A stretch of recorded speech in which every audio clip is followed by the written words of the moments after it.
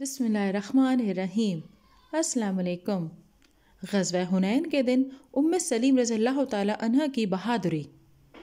حضرت انس رضی اللہ تعالیٰ عنہ بیان کرتے ہیں کہ حنین کے دن ام سلیم رضی اللہ تعالیٰ عنہ کے پاس ایک خنجر تھا۔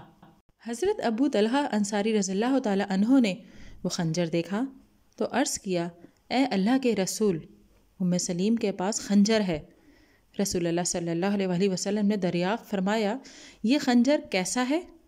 کہنے لگیں، میں نے یہ خنجر اس لیے لیا ہے کہ اگر کوئی مشرک میرے نزدیک آئے تو میں اس کا پیٹ چاک کر دوں۔ یہ سن کر رسول اللہ صلی اللہ علیہ وسلم ہنسنے لگے۔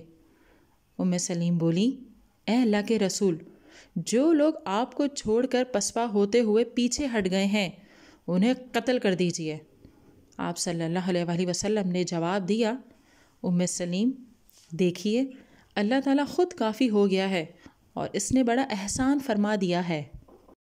ناظرین، اگر ویڈیو پسند آئی ہے تو اسے لائک کیجئے، شیئر کیجئے، کمنٹ دیجئے اور چینل کو ضرور سبسکرائب کیجئے۔